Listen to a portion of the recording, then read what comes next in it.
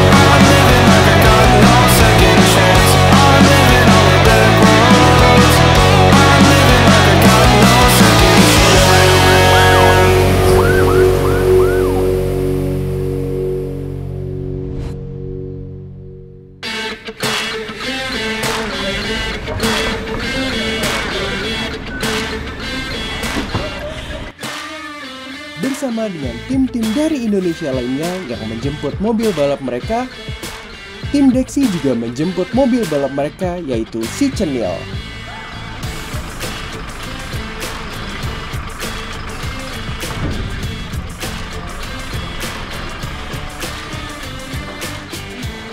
Kita lagi ada di Lem Cabang, salah satu pelabuhan di Thailand, yang mana kita sedang proses untuk mengeluarkan mobil dari kontainer yang kemarin kita kirim dari Jakarta. Nah, ini bisa dilihat sendiri, mobil juga sudah keluar, alhamdulillah. Terus teman-teman yang lain juga sedang melakukan proses yang sama.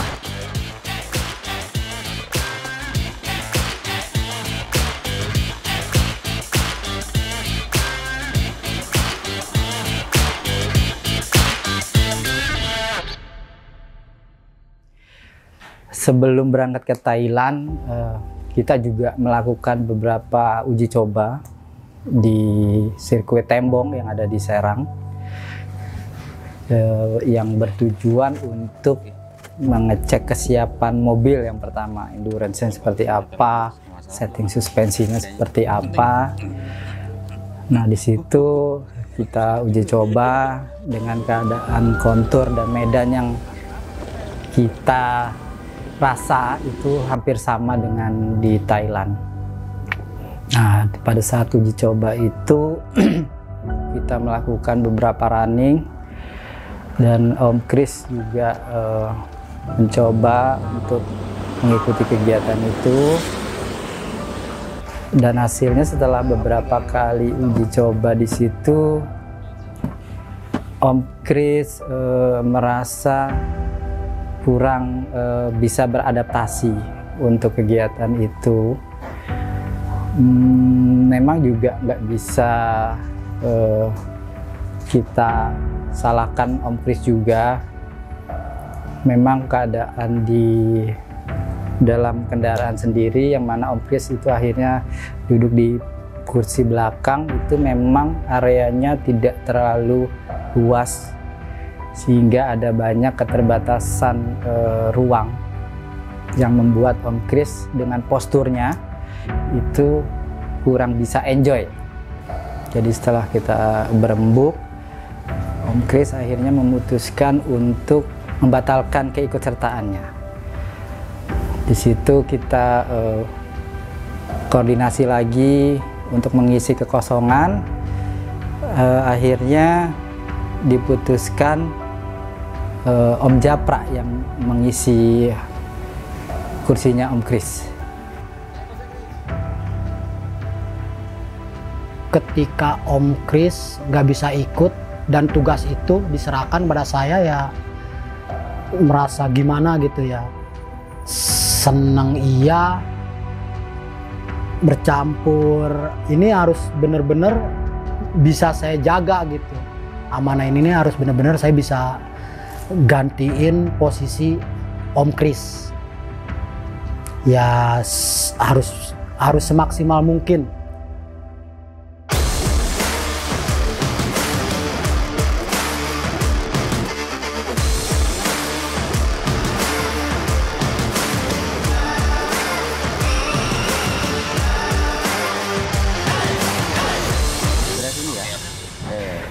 Nah, di sesi scrut itu juga ada beberapa hal yang membuat cemas juga, karena dari panitia itu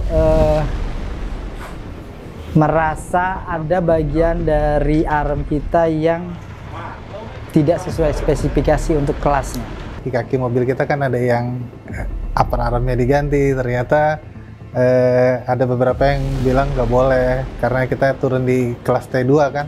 Tapi akhirnya chief mekanik kita bisa meyakinkan bahwa ini sudah sesuai regulasinya yang ada di buku suplemen dari panitia, sehingga hal itu bisa dilewati. This is brake lamp and city lamp. Yeah.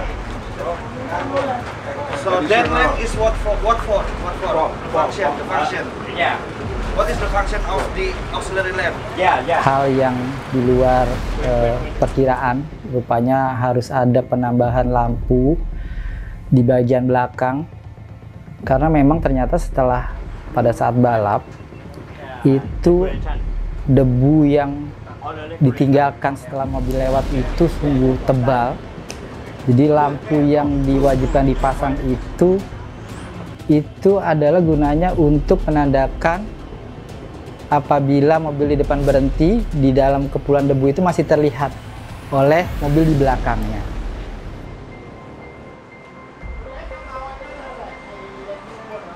Tim kita akhirnya ada yang beli, langsung mencari di toko-toko spare part yang ada. Di scrut katanya kita kekurangan lampu tambahan untuk di bak paling atas posisinya, untuk indikasi kalau mesinnya udah hidup katanya. Lampunya harus merah, jadi kita muter-muter nih, nggak ada orang nyari lampu hari Minggu, nggak kayak di negara kita. Kalau di sini hari Minggu itu banyak yang tutup toko-toko, makanya kita udah nyari ini toko keempat lah ada. Sibuk. Jadi kita dapat mantap. Mister, can we test this? Can we test? Langsung dipasang, langsung di scrut ulang, dan kita mendapatkan kelulusan, artinya untuk bisa berada di kelas T2A. Oke, kita angkat. Ada akses nggak? Ya, akses lagi ya. And you tell the rest. Pas proses registrasi dan briefing itu akhirnya saya juga bisa lumer dengan sendirinya, cemas juga akhirnya nggak terlalu cemas, karena akhirnya saya melihat di situ nggak ada perbedaan mana driver yang sudah pro, yang sudah berkelas, yang sudah banyak prestasi. Di situ akhirnya jadi seperti suatu kumpulan penggiat olahraga balap semua akhirnya di situ. This year we have quite big number for the participant, also the service crew. As the director said, more than 200 vehicles we go to Laos. Briefing yang mungkin nggak pernah saya rasain sebelumnya. Kalau briefing mungkin dulu kalau ada kegiatan otomotif pasti orang-orangnya saya lokal sesama gitu kan. Ini ada yang ngomong pakai bahasa Cina, ada yang ngomong pakai bahasa India. We use the public road. We cannot block the road 100%. But we have the safety marshal at the junction, the main junction, or in the village.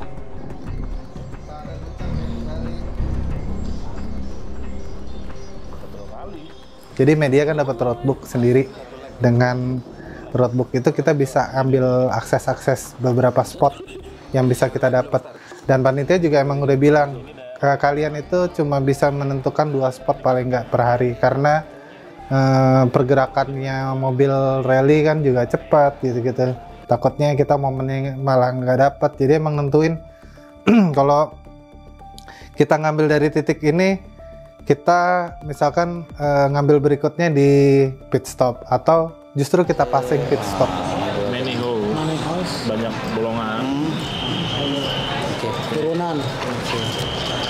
26 ya, halaman 26. Jadi setelah saya buka buku tulipnya itu tebel banget. Ngobrol juga ngelihat paste note-nya si Omedo.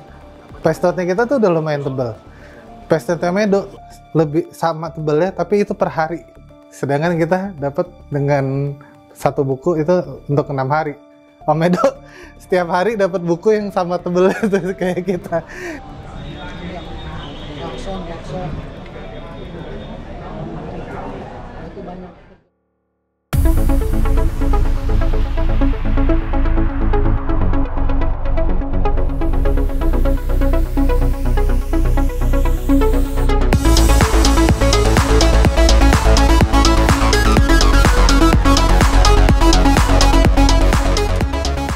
Kapan lagi kita mobil balap itu bisa ada di daerah Red District-nya Thailand? Itu kita kan ke Walking Street, jadi kita ya cuman bisa nikmatin keramaian yang ada di Walking Street itu sih, ngeliat pemandangan, terus orang-orang warga-warga atau turis-turis yang lewat itu juga seneng karena ngelihat ada mobil, jadi hiburannya nggak cuma ngelihat para gadis-gadis cantik di pinggir itu, tapi mobil-mobil yang keren-keren ini juga jadi hiburan.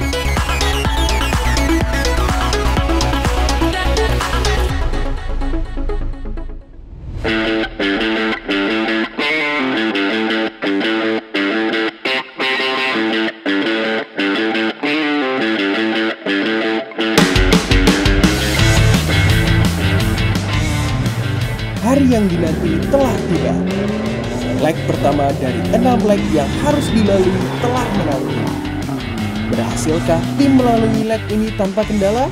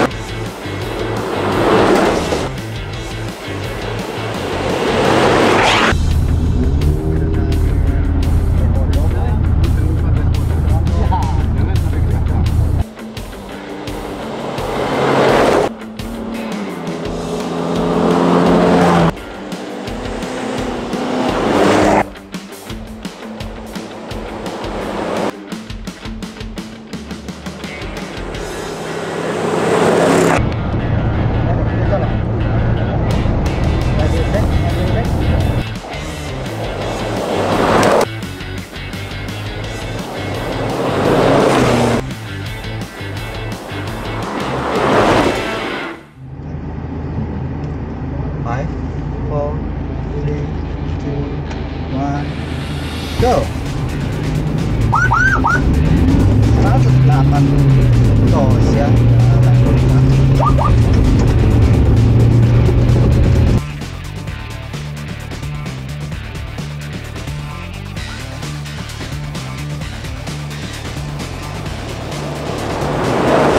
Terus Ini?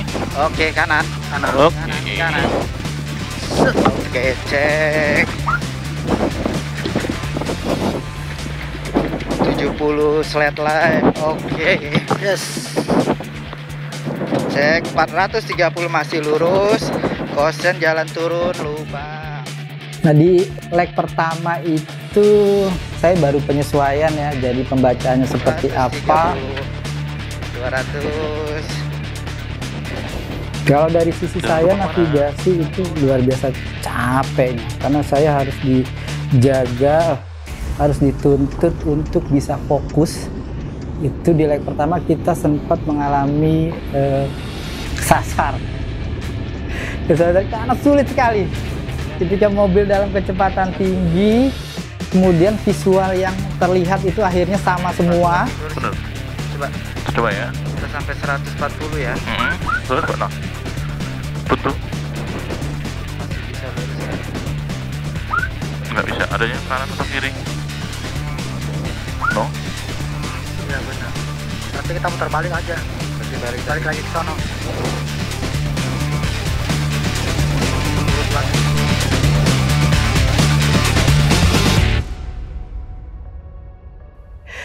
Dan di elek pertama itu juga ada insiden adu banteng ya. Itu juga cukup menyita waktu. Di situ kita berhenti kurang lebih sekitar hampir setengah jam lebih kalau nggak salah. Kita juga, saya pribadi juga sempat kaget kok bisa ada adu banteng gitu kan. Di lintasan yang dilalui memang sempit, kanan tebing, kiri jurang. Di titik itu nggak ada informasi yang masuk ke saya melalui Rakom ya, ataupun perangkat lainnya untuk komunikasi. Yang terjadi adalah ketika saya masuk area itu, di depan saya itu memang sekitar 100 meteran udah saya melihat ada mobil yang berhenti gitu. Jadi saya mendekat, saya berhenti juga kan, akhirnya turun. Ternyata di depan saya itu sudah ada beberapa kendaraan lainnya, peserta lainnya. Di paling ujung ya itu tadi ada mobil yang adu banteng di situ. Dan di situ alhamdulillahnya dievakuasi oleh teman-teman kita, ada Om Memen, ada Om TB Adi, mengevakuasi supaya treknya itu bisa dilalui karena posisinya mereka menghalangi. Akhirnya diseret ke pinggir menggunakan winch. Jatuh tadi akhirnya di kurang lebih sekitar 30 menitan lebih lah itu bisa akhirnya dilalui kembali. Dan itu membuat saya juga agak down ya. Ini parah ini. Ini kalau sampai ini pas saya apa yang terjadi? Leg 1 udah kelar kan. Pace note-nya kayaknya ada miss dari panitia, cuma panitianya waktu dipertanyakan sayangnya nggak menjawab dengan jawaban yang nggak pasti gitu. Setelah saya evaluasi lagi setelah finish, digambarkan di kertas memang rutenya itu pintu masuk sama pintu keluar itu satu jalan itu, sehingga ya pantas saja kalau terjadi sampai adu banteng di situ.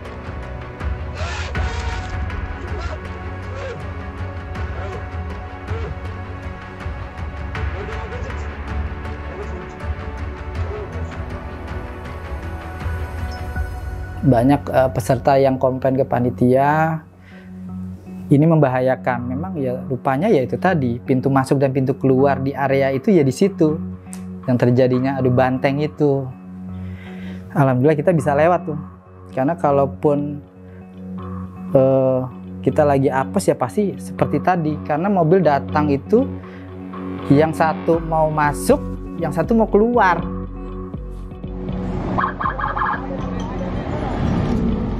Di pertengahan leg pertama ini, tim masih kesulitan beradaptasi mengikuti permainan. Terutama, kesulitan datang dari segi navigasi.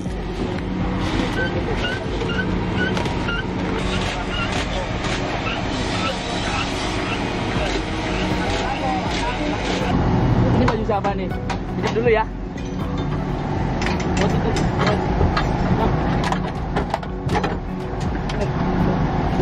Nggak ada isu apa-apa. Nggak ada isu apa-apa, tapi kita masih struggling sama navigasi. Apa namanya? Itu mah ya kita kan anak baru, kita newbie nih. Mungkin kita ada kali 8 kali. Tenang. Navigasinya aman loh. Lari apa enggak? Enggak lari sih, tapi jadi saya nahan karena memang treknya gitu banget ya. Bang, langsung lo ke kacanya. Urut salah.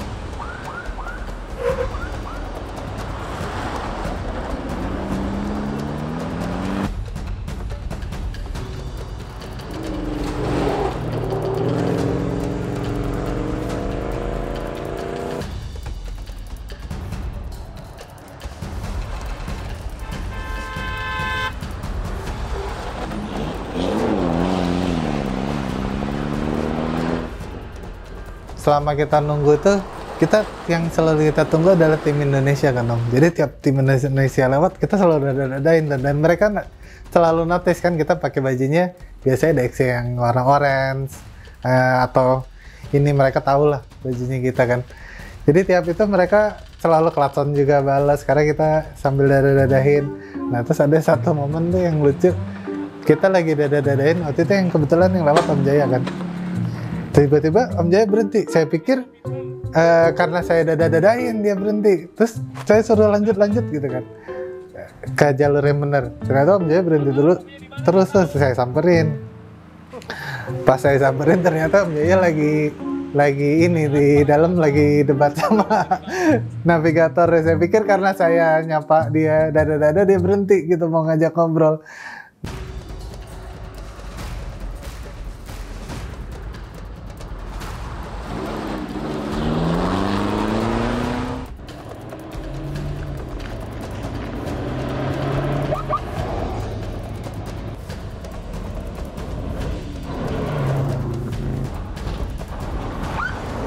Kendala-kendala begitu ada aja Om di track, namanya kita lagi balap, lagi penuh adrenalin. Bahkan aja kayak Om TB gitu dari tim Gazoo, dia terkendala juga tuh sama navigatornya karena navigatornya bahasa Inggrisnya kurang lancar kan. Jadi belok kiri harus belok kanan di titik yang sama itu. Si Om Jaya kan belok ke kiri tuh. Emang semuanya pada belok kiri. Kita Om TB di titik itu dia belok ke kanan, mungkin karena navigatornya nginfo kiri makanannya salah kali.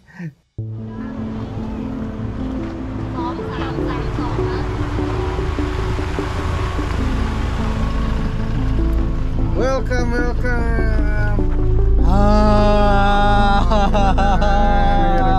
Selamat Om.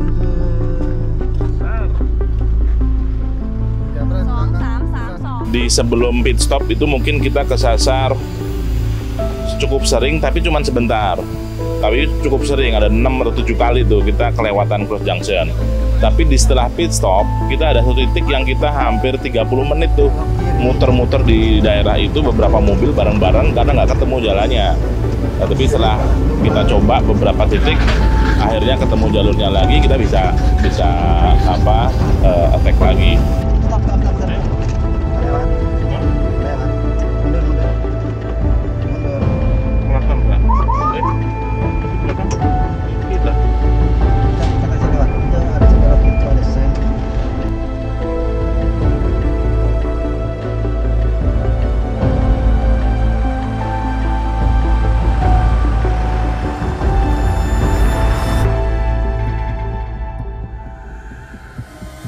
Di leg pertama, tim telah menempuh perjalanan sepanjang 384,22 km dengan menempati posisi ke-7 dari 8 mobil dan menempati posisi ke-31 dari keseluruhan 41 peserta.